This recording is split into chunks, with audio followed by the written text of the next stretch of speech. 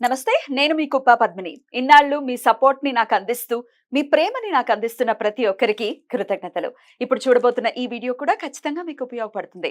Like, share and subscribe చేసి మీ ఇష్టాన్ని అలాగే మీ సపోర్ట్ ని నాకు అందించండి. అలాగే ఈ వీడియో పట్ల మీ అభిప్రాయాన్ని కమెంట్ సెక్షన్ లో కమెంట్ చేసి నాకు తెలియజేయండి. నమస్తే, వెల్కమ్ టు అవర్ ఛానల్. నేను పద్మిని. ప్రస్తుతంతో పాటు ప్రముఖ ఆధ్యాత్మికవేత్త, ప్రముఖ న్యూమరాలజిస్ట్, లక్ష్మీ నరసింహస్వామి ఉపాసకురాలు శ్రీమతి స్రవంతి గారు మనతో పాటు ఉన్నారు. మాట్లాడదాం. నమస్తే అక్క.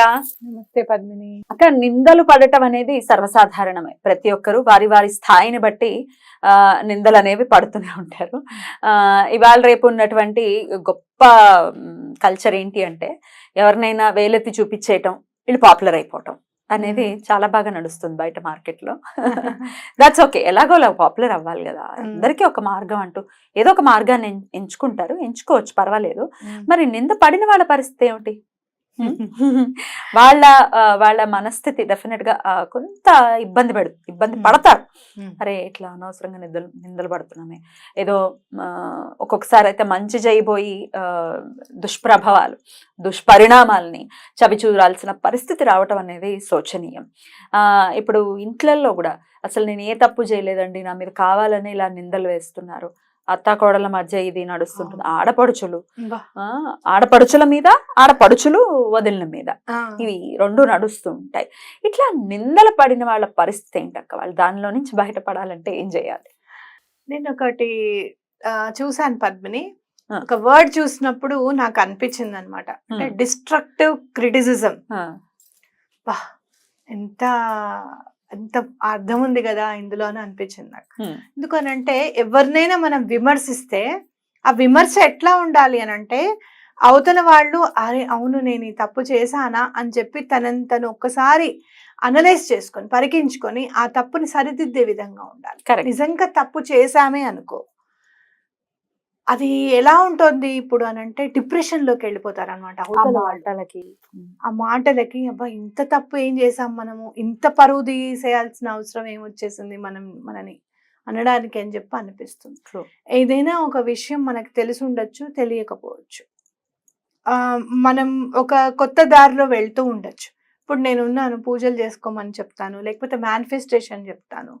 అంటే నా ధర్మం ఏం చెప్పింది అని అంటే, నీ ధర్మంలో లేని వాళ్ళు వాళ్ళ గురించి నువ్వేం ఆలోచించకు అని చెప్పలేదు నాకు. ఇప్పుడు నేను చదువుకున్న దాంట్లో ఇప్పుడు పరమాచార్య గారు ఉన్నారనుకో, ఆయనని అంతిమ వీడుకోలు చేసినప్పుడు చదువుతూ ఉంటే భలే బాధ వస్తుంది అనమాట. కళ్ళమ్మ నీళ్ళు వచ్చేస్తాయి. అంటే అటు వైపు ముస్లిమ్స్ ఉన్నారు, ఇటువైపు క్రిస్టియన్స్ ఉన్నారు. ఎంతమందో అసలు ధర్మాల వాళ్ళు వచ్చేవాళ్ళు, మఠంలోకే వచ్చేవాళ్ళు. ముస్లిమ్స్ అయితే మాత్రం వాళ్ళు వస్తే నువ్వు ఇది ఇలా చెయ్యి అలా చెయ్యి అని చెప్పి పంపించేవాళ్ళు అనమాట. అట్లా మనము అలా అభేదం కదా మనకి. అయ్యో ఈ పూజ చేసుకునే వాళ్ళు ఇది ఈ మేనిఫెస్టేషన్ చేసుకుంటే బాగుంటుంది కదా, ఈ బిర్యానీ నాకు కాలిస్తే బాగుంటుంది కదా అని చెప్పడంలో తప్పేంటి అనేది నాకు అర్థం కాలేదు. అయితే ఈ డిస్ట్రక్టివ్ క్రిటిసిజం ఎవరైనా ఎదుర్కొంటే గనక, మనం చేసేది అవతల వాళ్ళకి అర్థం కాక మనం విమర్శిస్తున్నారు అని గనక మీకు అనిపిస్తే గనక, నాకు మొన్న ఒక చూసాను నేను, పురంధరదాస్ గారి కీర్తన ఉంటుంది, నిందకరు ఇరబేకు అని. తమిళంలో గారు కన్నడలో ఉంటుంది అనమాట, నిందకరు ఇరబేకు అని చెప్పి. దానిలో పురంధరదాస్ గారు ఏం చెప్తారో తెలుసా? మన ఆశ్చర్యంగా ఉంటుంది. ఎవరైతే నిన్ను విమర్శిస్తున్నారో, ఎవరైతే నిన్ను ఆ విమర్శన రూపంతో గనక నేను తిడుతూ మాట్లాడుతున్నారో వాళ్ళు నీ వాళ్ళు అంటారు. ఆయన విమర్శించే వాళ్ళు మన వాళ్ళ? చెప్పరా? చెప్తా. పంది ఎలా అయితే క్లీన్ చేసేస్తూ ఉంటుందో, నీ చుట్టుపక్కల పంది ఎలా అయితే క్లీన్ చేస్తూ ఉంటుందో, నిన్ను నిందించి నిన్ను విమర్శించి వాళ్ళ నీ కర్మని క్లీన్ చేసేస్తున్నారు.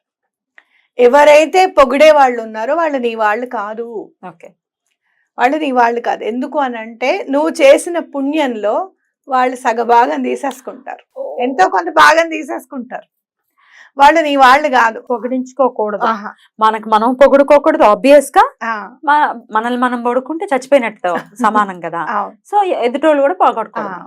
నన్ను పొగడకని చెప్పి నిర్మోహమాటంగా చెప్పాలి. అందుకనే చాలా మంది పెద్దవాళ్ళు పొగుడుతూ ఉంటే చాలా ఆపు అని నవ్వుతూ అంటారు అనమాట. ఇంకా ముందుకు వెళ్ళిపోతే మా టీచర్స్ వాళ్ళు ఎవరైనా మాట్లాడుకుంటుంటే నేను స్టాఫ్ రూమ్ లో వినేదాన్ని, తిడుతున్నావు మొత్తానికి నన్ను అని అనేవాళ్ళు. బాగా తిడుతున్నావు, నేనేం తిట్టానయ్యా నిజంగా అంటే, మరి పొగిడితే తిట్టినట్టే ఉంటుంది నాకు అని అనమాట. కాబట్టి ఎటువంటి పరిస్థితుల్లోనూ ఎవరైనా చాలా మీరు చేసిన పని అవతల వాళ్ళకి అర్థమయ్యేటట్టుగా చెప్పడం అనేది మన బాధ్యత. నేను చేసే పని మీరు స్విచ్ వర్డ్స్ అనుకోండను, లేదు అంటే గనక మేనిఫెస్టేషన్స్ చేయమని చెప్పు, లేకపోతే బిర్యానీ ఆకు కాల్చడం అనేది నేను చెప్తూ ఉంటాను. చెప్పేది ఏంటి అంటే ఇది కూడా ఒక సైన్స్. ఇప్పుడు లాడర్ టెక్నిక్ ఉంది, మనకే చాలా వింతగా అనిపించింది. అదేంటి I will not claim the ladder అని రాసుకోవడం ఏంటి, తర్వాత లాడర్ ఎక్కుతున్నట్టుగా నువ్వు విజువలైజ్ చేసుకోవడం ఏంటి అని చెప్పి అర్థం ఉంటే, దానిలో ఆయన గొడాడ్ అనే ఆయన ఏం చెప్పాడు అని అంటే, మీరు కాన్షియస్ మైండ్ కి మీరు ఫీడ్ ఇవ్వండి. మనం ఎంత చెప్తున్నా ఈ పని అవ్వదు అని అనుకుంటూ ఉంటాం కదా, అందుకే I will not claim the ladder అని చెప్పి నువ్వు ఫీడ్ ఇవ్వు దాన్ని.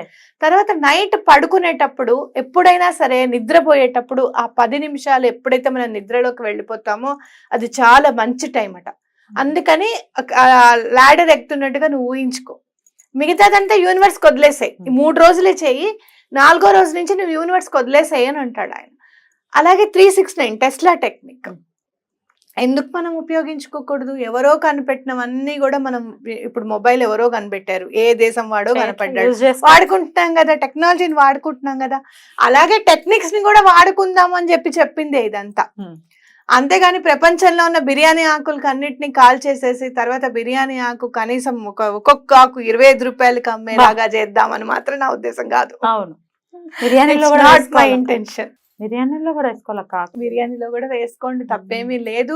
ఎట్లా ఒకవేళ మీకు అట్లా కాల్చడం ఇష్టం లేకపోతే మీకు కూడా చెప్తున్నాను, కాల్చడం ఇష్టం లేని వాళ్ళకి బిర్యానీ చేసిన తర్వాత చక్కగా ఆ వంటింటి అరుగు మీదే పెట్టేసి మీకు ఇష్టమైన దైవానికి సమర్పించి, ఉల్లిపాయలతో ఉన్నా ఏదైనా ఇప్పుడు బాబా గారు ఉన్నారు, ఉల్లిపాయలు ఉన్నా ఏం కాదు, ఏం పర్వాలేదు, అవునా కాదా? మీరు చక్కగా దండం పెట్టుకొని, స్వామి నేను వెజిటబుల్ బిర్యానీ గురించి చెప్తున్నాను, వెజిటబుల్ మాత్రమే 100%. మన హిందువులకైతే మాత్రం, అవతల వాళ్ళు ఏమేమి నైవేద్యాలు పెట్టుకుంటారో నాకైతే తెలియదు. చక్కగా మీరు వండింది పెట్టి ఇందులో అన్ని సుగంధ ద్రవ్యాలు వేశాను కదా, నాకు పని అయ్యేటట్టుగా చూడు స్వామి అని చెప్పి చక్కగా దండం పెట్టుకొని చక్కగా తినండి. ఎందుకు అవ్వదో నేను చూస్తాను. అంటే మన మేనిఫెస్టేషన్ లో మనం ఏదైతే అనుకున్నామో అది జరుగుతుంది.